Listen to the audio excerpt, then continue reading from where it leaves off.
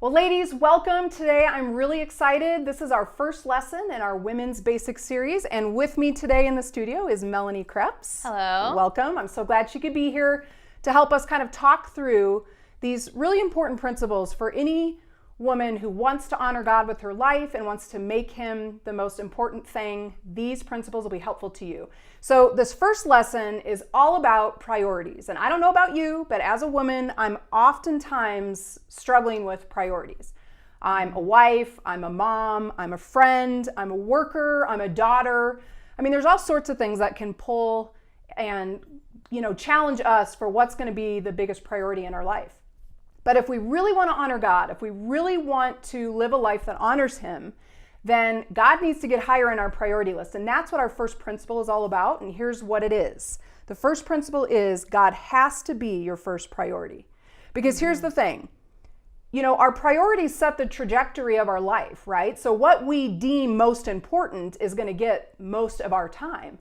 So ladies, we have to get to this place where we stop putting other things ahead of God and we really get God at the top of the list.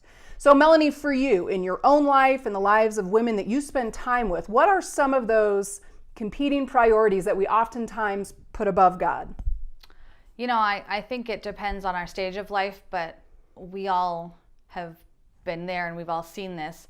It can be maybe you're in school, and so school is a huge priority for you right now, and you feel like you're too busy for God. Or maybe it's friends in your life at certain times. Maybe it's your family. Yes. Obviously, if you're in a very important relationship, if you're dating somebody, you're moving toward marriage, that's going to be a huge priority for you, and it often can replace God.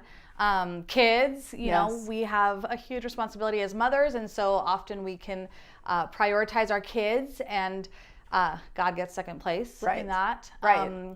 If you're on a good career trajectory and you're trying to, move up in certain ways, that definitely can take up a lot of our time and focus and energy. Yeah, so it's not like it's even bad things, right? It's not even like, trying to be a good mom is not a bad priority to have. But the point is, ladies, we want to get to that place where we get the priorities in the right order. Yeah. And we see this peppered throughout the Bible. Let me just read a couple of scripture passages here. From Matthew 22, Jesus says, "You must love the Lord your God with all your heart, all your soul, and all your mind." It's not part of it. It's not half of it. It's all of it. Look at what it says in Matthew 6. Jesus again, "No one can serve two masters, for you will hate one and love the other. You'll be devoted to one and despise the other. You cannot serve God and also be enslaved to money." Okay, so that's kind of an interesting thing there, Melanie. I wonder if you could give a little bit of insight on what do you think Jesus means by why can't you serve two masters? Why can't I have multiple priorities competing for the top spot? Yeah, I think when we are trying to bring balance, and sometimes balance is a healthy word, but when we're trying to bring balance into our lives, we forget that God is everything. We forget that He gives us what we need for all the other areas of our lives. So if we think, well, I've got to fit God into my schedule, I'm forgetting that He's the one who's going to bring peace. He's the one who's going to bring the strength to get through the day. He's the one who's going to bring the right conversations, the right opportunities, and all those things. And if I'm thinking, I can balance it my way, or right now I need to put this above God because of this time of life, we're forgetting God is everything for us. I think that's a really good point and very insightful what you said, that the reason why God needs to be our priority, our main and most important priority, is that He is the sustainer of all things, right? He is the one that gives us meaning and peace and value. Yeah. So if we're trying to find it in those other priorities, we're going to miss the buck with that, right? God needs to be first because, like you said, He's the one that gives us all of it anyways. Yeah. So ladies, I hope you can think about that as you're thinking about those priorities, that God should be first because He's the one that's the giver of life, the sustainer of life, and He has a purpose for you, which we'll talk about in a later principle, but that's really good. And why you can't then have competing things competing for your attention, that God really does need to be first. I think that's really good. Okay, there's also a very famous story in the Bible that really talks about priorities. So Melanie, I thought it might be fun for you to set up this famous story and kind of give us an explanation of why this story speaks to priorities. Yeah, it's the story of Mary and Martha, and maybe many of you are familiar with it, but it's so perfect for us today. It's perfect for women. It's perfect for anyone who wants to follow God. But how it goes in Luke 10 is Jesus goes to the home of Mary and Martha and their brother Lazarus, and he's there for dinner. He has his disciples, and it seems like just kind of a normal day maybe for Jesus. And Martha is a wonderful, conscientious hostess who's trying to set up this great environment in her home. But it's Jesus. Jesus is there. Jesus. So Mary is starstruck by Jesus because it's Jesus.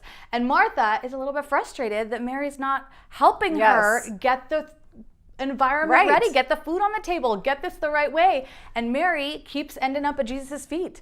So Jesus is talking, and Martha's in the kitchen, and Mary's at Jesus' feet. And Martha gets frustrated and says, Jesus, would you please get my sister to help me?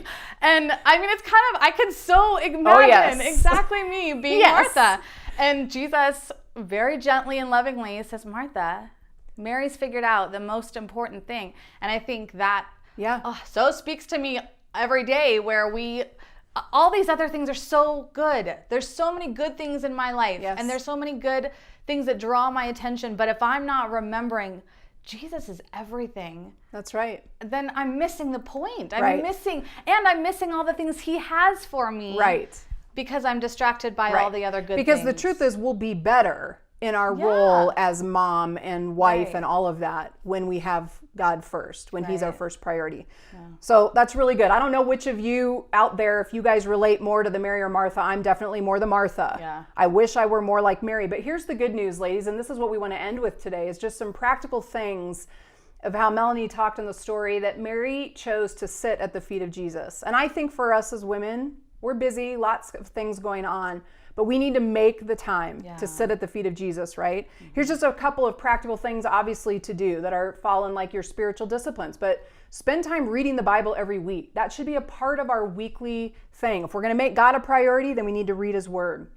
A great thing, too, go on the Pursue God website, find a topic that could deal with, whether in the life category, if there's a question of faith there's all sorts of stuff in there to just watch a video, go through those questions, think about it, pray about it.